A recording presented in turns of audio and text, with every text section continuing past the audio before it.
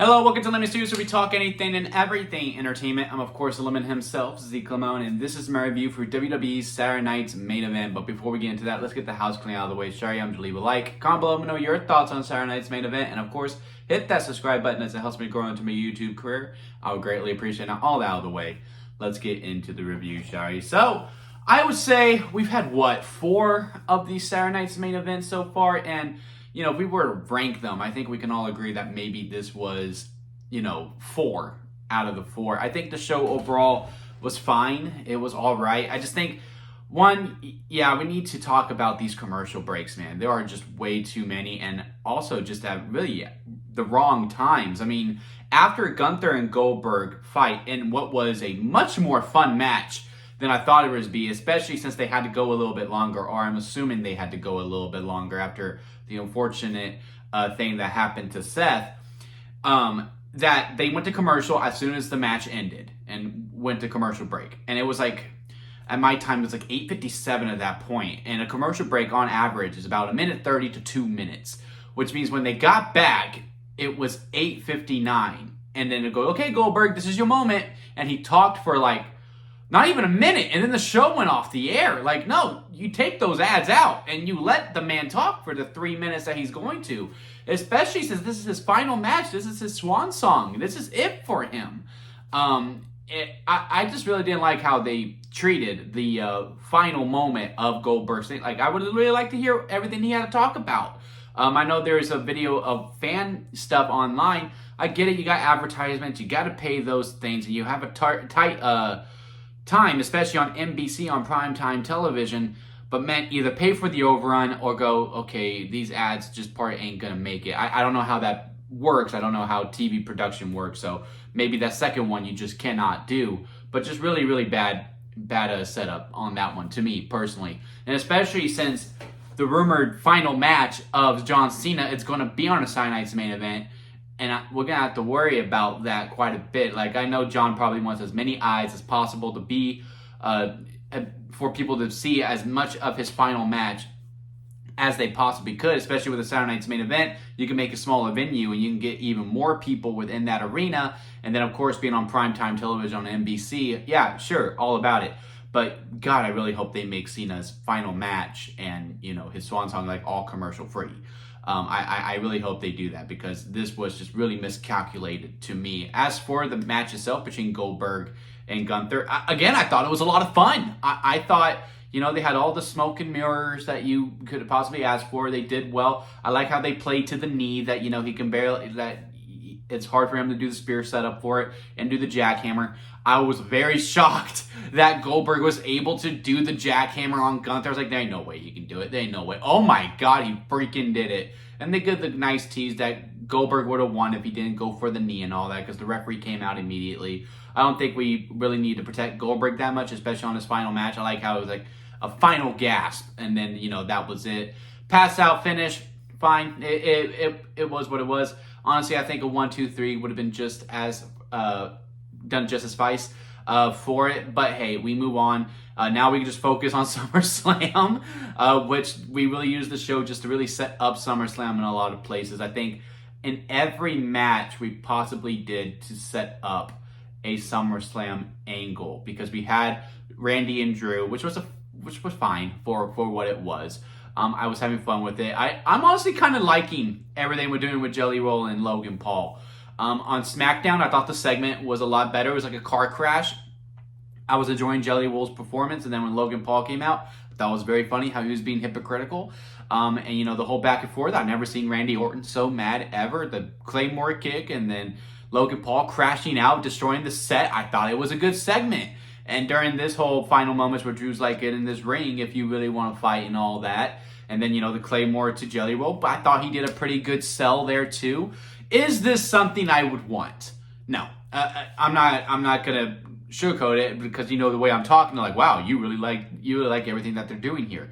I'm surprised by everything that they're doing here, and I am surprised I am as entertained as I am by everything that they are doing here. But at the end of the day, would I rather just have Drew McIntyre and Randy Orton battling out in a blood feud? Yes. And I also think Drew McIntyre should have won. I don't think Randy Orton needed the win. Again, if we are trying to build up, this heel persona, I think him losing and be like, okay, yeah, no, let me help my friend Jelly roll out here real quick, and then he lose again at SummerSlam. Maybe that's it. He gets the win here, and then Jelly Roll gets hurt. All right, let me be the good guy, help out. They lose, and then he RKO's Jelly Roll to turn heel. Maybe there's something there for that. I don't know, but overall, I would have had Drew win.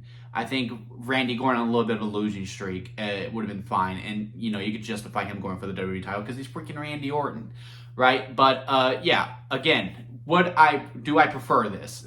Is this like, yes, cannot wait to see Randy Orton and Jelly Roll versus Logan Paul and Drew McIntyre at SummerSlam. That is biggest party of the summer right there.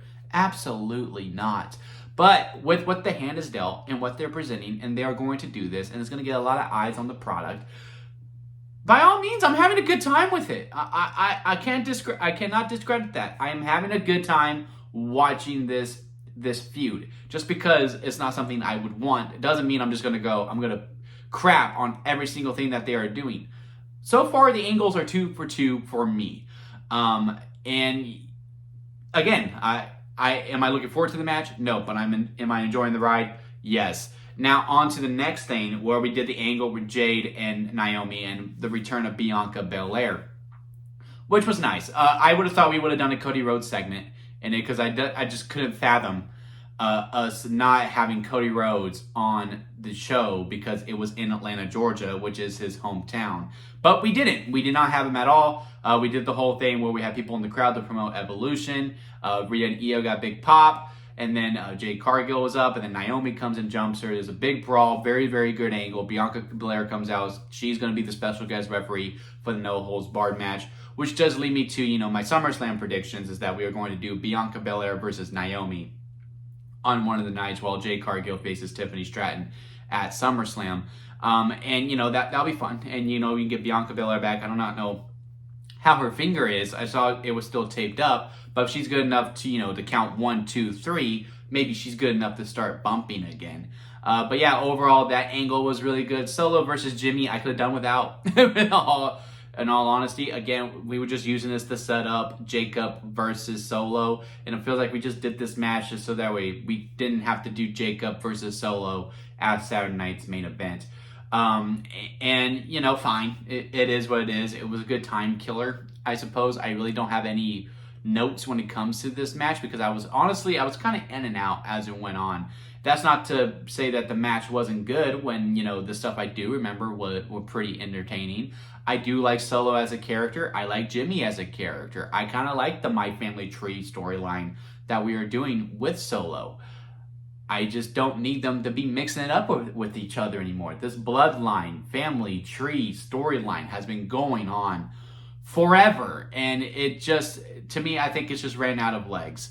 And the faster that we can get Solo the feud with someone else that's not in the bloodline, the faster we can get to Jacob not feuding with someone within the bloodline, the faster we can get to Jimmy not feuding with someone in the bloodline, so on and so forth. I think it's just better for everyone at this point.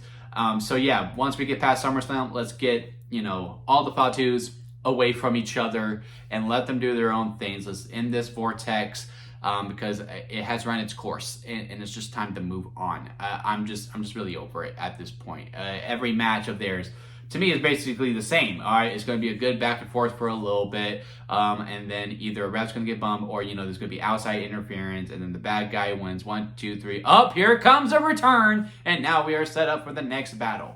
You could probably name 5 other bloodline-type matches between 2 of these people within the family, and you would be right on every setup of that match. Now, for Seth versus LA Knight.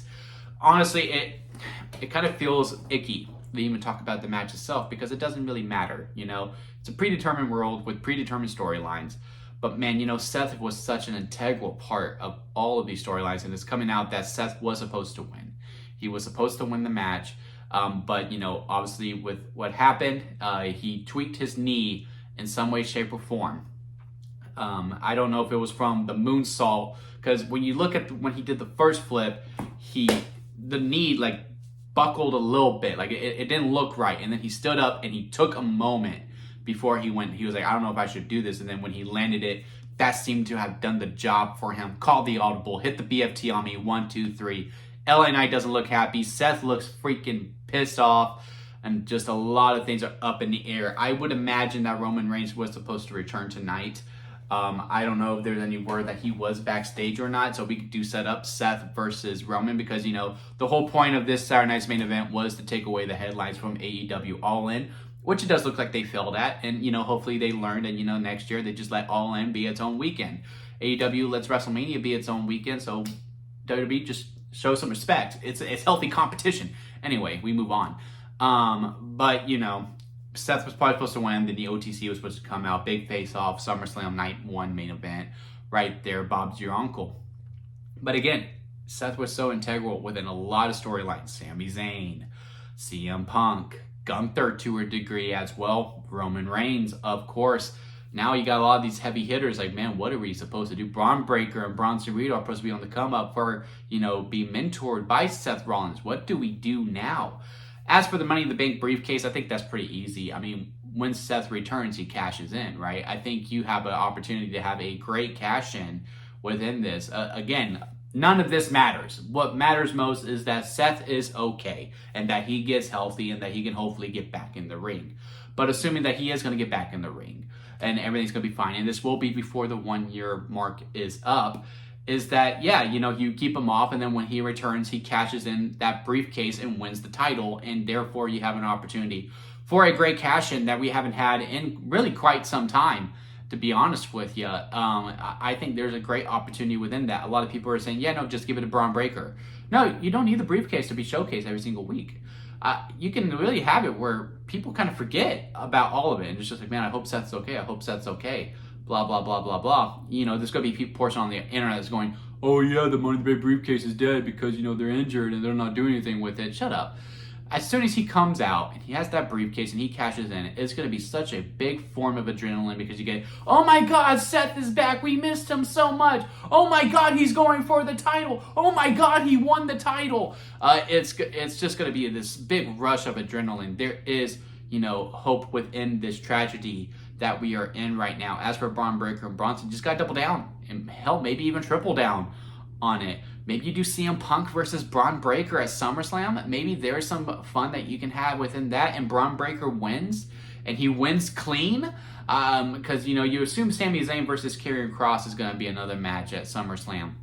I would have imagined that probably would have been a triple threat, but now you got to shuffle things around. With LA Knight winning now, does he go for the World Heavyweight Championship now? I don't know, but again, at the end of the day, none of this really matters. I think it's probably going to be Roman versus Gunther, if I had to guess. But again, none of this even matters. What matters at the end of the day is that Seth is okay, and that he gets healthy, and that we hope he gets better. Maybe we'll hear an update during Evolution tonight. Really looking forward to that show quite a bit.